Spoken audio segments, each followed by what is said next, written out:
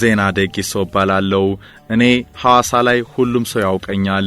ለጋሞ ለወላይታ ለሲዳማ ምርጥ በኢትዮጵያ ሻምፒዮና ተጫውቻለሁ። አሞራው በረረ ዜና ደቂሶ ተወረወረ መለያየም ነው። እዚህ አካባቢ ሁሉም ሰው እንደኔ እጁ ሰፋፊ ነው።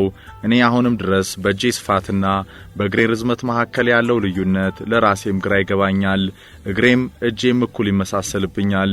ጋሽር ነቃቸው ጥሩ ግብ ጠባቂ ትሆናለህ፣ ግን በትኩረት ሙያውን አክብረ በስነ ምግባር የታነጸ ስፖርተኛ መሆን አለብህ ብለውኝ ያውቃሉ። ለኢትዮጵያ ተስፋ ቡድን ተመርጬ ማውቃለሁ። ዳግም ፓስታ ያበሉ ሊያስርቡይ ቡዬ ቀረው ያለ ጥሬ ስጋና ያለ ማር ጠጅ ሰው እንዴት ይኖራል? እኔ ሆዴን እወዳለሁ። ለነገሩ ሆዱን የማይወድ ማን አለ? ሳልበላ ሜዳ ከገባው አኮርፋለሁ። ምግብ የሚመስለኝ ደግሞ ጥሬ ስጋ ብቻ ነው። መጠጥ ደግሞ ጠጅ። ሰው እንዴት ባዶ ሆዱን ይጫወታል?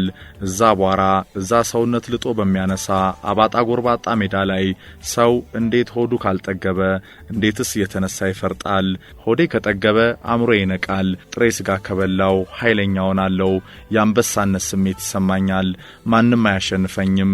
በአየር ጎበዝ ነኝ። ሰው እንዴት አንድ ሙሉ መሃል አገዳ ስጋ በልቶ እንዲህ ይወረወራል ይሉ ነበር ጋሽ ከማል ይመስክሩ።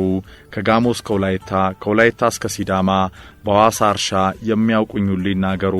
በዚህ ሰፌድ በሚያህል እጄ ስንቱን ወደ እኔ ጎል ሊያገባ የተጠጋ ቀዥቃዥ አጥቂ አጠናግሬ ያውቃለሁ መሰለ። ተካበ ዘውዴን አደንቃለሁ፣ ግን ከኔ አይበልጥም። የህይወት ዕድላችን እርሱን የተሻለ ቦታ እንዳደረሰው ግን አምናለሁ። ውቢት ሐዋሳ ሕይወቴ ናት፣ የነፍሴ መደሰቻ። የሐዋሳ ሕዝብ ስወድቅ ስረሳ ስከፋ ጎዳናም ስወጣ እየራበኝ ጫካ ስውልም ፈልጎ ያነሳኝ ባለውለታዬ ነው። አሞራው በረረ ዜና ደቂሶ ተወረወረ። ዜና ደቂሶ ባላለው እኔ ሐዋሳ ላይ ሁሉም ሰው ያውቀኛል። ለጋሞ ለወላይታ ለሲዳማ ምርጥ በኢትዮጵያ ሻምፒዮና ተጫውቻለሁ። አሞራው በረረ ዜና ደቂሶ ተወረወረ መለያየም ነው። የኳስ የስፖርት ፍቅር ነበረን። አቧራ እየጠጣን የደቡብ ኳስን አቅንተናል።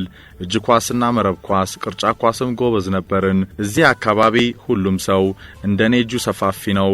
እኔ አሁንም ድረስ በእጄ ስፋትና በእግሬ ርዝመት መካከል ያለው ልዩነት ለራሴም ግራ ይገባኛል። እግሬም እጄም እኩል ይመሳሰልብኛል። ጋሽር ነቃቸው ጥሩ ግብ ጠባቂ ትሆናለህ፣ ግን በትኩረት ሙያውን አክብረ በስነ ምግባር የታነጸ ስፖርተኛ መሆን አለብህ ብለውኝ ያውቃሉ። ለኢትዮጵያ ተስፋ ቡድን ተመርጬ ማውቃለሁ።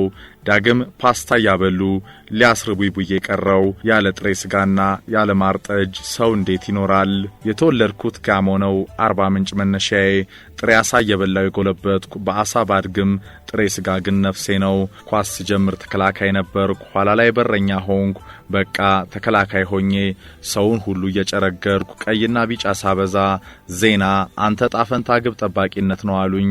እነገላን እነ ተስፋዬ ወልደየስ አስታውሳለሁ። ጋሞ አርባ ምንጭ ሶዶና ይርጋለም ስንጫወት ፈጣን አጥቂዎች ካለፉኝ እናደዳለሁ። እኔ ሰውነቴ ግዙፍ ስለሆነ ይሸውዱኛል፣ እበሳጫለሁ። ያኔ በጠረባ ካቧራ ቀላቅላቸዋለሁ። አሰልጣኞች ብዙም ተከላካይ ሆኜ ተስፋ እንደሌለ ሲረዱ ግብ ጠባቂ ያደረጉኝ። በምዕራብ አባይ ፋሽን አንድነትና ወዛደር ቡድኖች ምርጥ ግብ ጠባቂ ሆንኩ። በቃ እየተነሱ መፍረጥ ነው፣ መብረር መወርወር። ግብ ጠባቂነት እንጀራ የሆነ አሞራው በረረ ዜና ደቂሶ ተወረወረ መለያየም ሆነ። አንዳንዴ በማትከረበትበት ቦታ ሁሉ እየተነሳ ትፈርጣለ። ህዝቡ ከጮህማ በቃ በማይሆን እንቅስቃሴ ሁሉ ትከረበታለ። ለምን መሰለ? ማታ እንድትጋበዝ ነው። ጥሬ ስጋ ወዳለው አንድ ሙሉ ሽንጥ ቀረጥፋለሁ። 41 ብርሌ ጠጅ ከ5 ኪሎ ስጋ በልቼ ማውቃለሁ። የዋ ጊዜ ያኔኮ የኳስ ፍቅር እንጂ ብር የለንም። ደጋፊዎች አርናቂዎች ከጨዋታ በፊትም ከጨዋታ በኋላ የሚጋብዙሃል። እኔ ሆዴን እወዳለሁ። ለነገሩ ሆዱን የማይወድ ማን አለ? ሳልበላ ሜዳ ከገባው አኮርፋለሁ። ምግብ የሚመስለኝ ደግሞ ጥሬ ስጋ ብቻ ነው። መጠጥ ደግሞ ጠጅ። ሰው እንዴት ባዶ ሆዱን ይጫወታል? እዛ ቧራ እዛ ሰውነት ልጦ በሚያነሳ አባጣ ጎርባጣ ሜዳ ላይ ሰው እንዴት ሆዱ ካልጠገበ እንዴትስ የተነሳ ይፈርጣል? ዜና ደቂሶ ይናገራል። የምሬን ነው ምልህ። ሆዴ ከጠገበ አእምሮ ይነቃል። ጥሬ ስጋ ከበላው ኃይለኛ ሆናለሁ።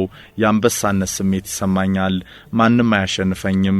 በአየር ጎበዝ ነኝ። ሰው እንዴት አንድ ሙሉ መሃል አገዳ ስጋ በልቶ እንዲህ ይወረወራል ይሉ ነበር ጋሽ ከማል ይመስክሩ። ከጋሞ እስከ ወላይታ፣ ከወላይታ እስከ ሲዳማ በሐዋሳ እርሻ የሚያውቁኝ ሁሉ ይናገሩ። በዚህ ሰፌድ በሚያህል እጄ ስንቱን ወደ እኔ ጎል ሊያገባ የተጠጋ ቀዥቃዥ አጥቂ አጠናግሬ ያውቃለሁ መሰለ።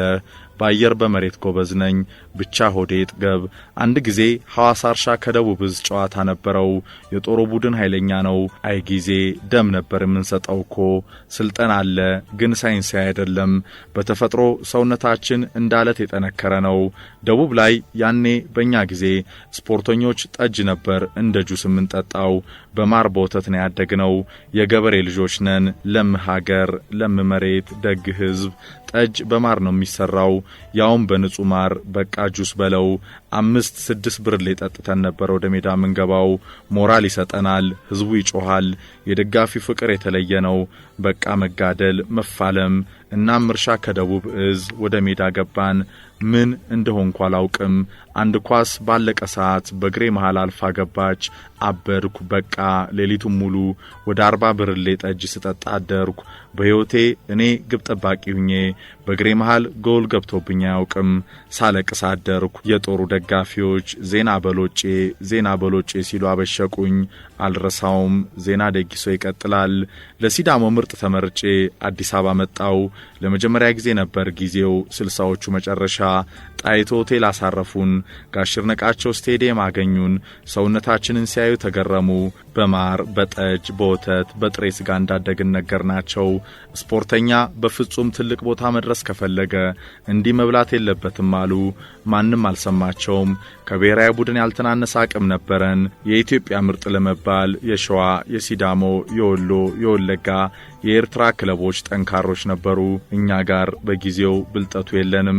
በቃ በድሉ ስለመጠቀም ከማሰብ ይልቅ ጣይቶ ሆቴል ባቀረበልን ምግብ እንበሳጭ ነበር። ፓስታ እያበሉ በረሃብ ገደሉን። ጥሬ ስጋ ያውም አንድ ሙሉ መሐላ ገዳ የለመደ ሆድ አስበው በፓስታ ደሜ ፈላ። አልጫወትም አልኩ፣ ተለመንኩ። እኔ ሜዳ ስገባ ሆዴ ካልጠገበ ረሃቤን እያሰብኩ ጎል ይገባብኛል። እሺ ፓስታ ቀርቶ ቡፌ ይሁን ተባለ። ያኔ ቡፌ ምን እንደሆነ አላውቅም፣ ምግብ መሰለኝ። ስፖርተኛ በልቶ በፍጹም አይጫወትም እያሉ ቡድናችንን ሽንፈት በሽንፈት አደረጉት።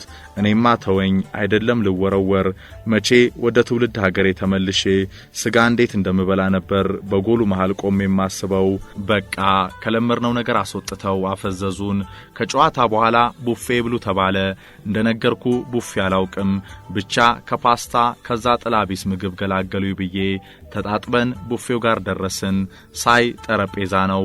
የተለያዩ ምግቦች ተደርድረዋል። እየዞራችሁ የፈለጋችሁትን አንሷሉን። ዞር ስል በሙሉ ድስት ቡፌ ያሉት ነገር ላይ በቅቤ የታሸ ክትፎ ሞልቶ ተቀምጧል። እንዳለ ተሸክሜው ወደ ክፍሌ ነው የሮጥኩት። ተው ብባል ማንንም አልሰማውም። ዜና ደጊሶ ይናገራል። አሞራው በረረ፣ ዜና ደጊሶ ተወረወረ። ይመጠሪያዬ ሆዴ ከጠገበ ብቻ ይሰራል፣ ጎልም አይገባብኝ። ከሲዳሞ ምርጥ ለኢትዮጵያ ተስፋ ቡድን ተጠራው። አልሄድም ብዬም ቀረው። ምን ነው ሲሉኝ ፓስታ እያበሉ በረሃብ ሊገድሉኝ ነው ብዬ ሐዋሳ እርሻ ቆየው። በእኛ ጊዜ ጥሩ መካሪ ከጎናችን የለም። ለክለብ የምንፈርመው በጥሬ ስጋ ግብዣና በጠጅ ነበር። ዝናችን ደቡብ ላይ በጣም ትልቅ፣ ሀብት ንብረት ግን የለንም። እኔ 41 ዓመት ሐዋሳ ኖሬያለሁ። ውቢት ሐዋሳ ሕይወቴ ናት።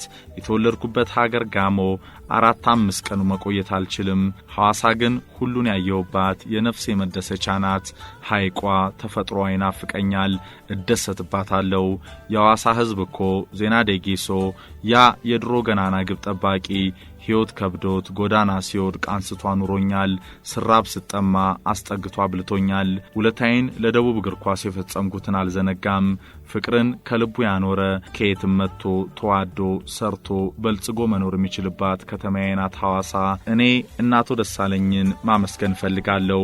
የሐዋሳ ከተማ ማዘጋጃ ቤትንም ስወድቅ ስነሳ ስረሳ ስከፋ እየራበይ ተደብቄ ጫካ ስውል ፈልገው ያነሱኝ ስራ እንጀራ የሰጡኝ ናቸው። ፈጣሪ አክብራቸው። ለጋሞ ለወላይታ ለሲዳማ ምርጥ ከ20 ዓመት በላይ ተጫውቻለሁ። የደቡብ ኳስ ትልቅ አቅም አለው። እዚህ ለምምድር የተክለሰውነት ችግር የለም። ሁሉም ጠንካራ ነው። ከኛ ዘመን በተሻለ ዘመናዊ ስልጠናና ስነ ስርዓት እግር ኳስን የመጫወት እድሉን እና ዳነ ግርማ ስላገኙ የት እንደደረሱ እናት ሀገራቸው ኢትዮጵያን እንዳስጠሩ ሕይወታቸውንም እንደለወጡ ስመለከት ኮራለሁ። ተካበዘው ዴና ደንቃለሁ። ግን ከኔ አይበልጥም። የህይወት እድላችን፣ ኑሯችን፣ እድገታችን፣ ሕይወታችን በተለያየ ዓለም ሆነና የኔ መንገድ ብሔራዊ ቡድን ሳያደርሰኝ ቀረ። ጥሬ ስጋና ጠጅ ሲበዛ በመውደዴ ግን አልጸጸትም። ሰው በሕይወት ዘመን እድሉ ነው የሚኖረው። አሞራው በረረ፣ ዜና ደጊሶ ተወረወረ።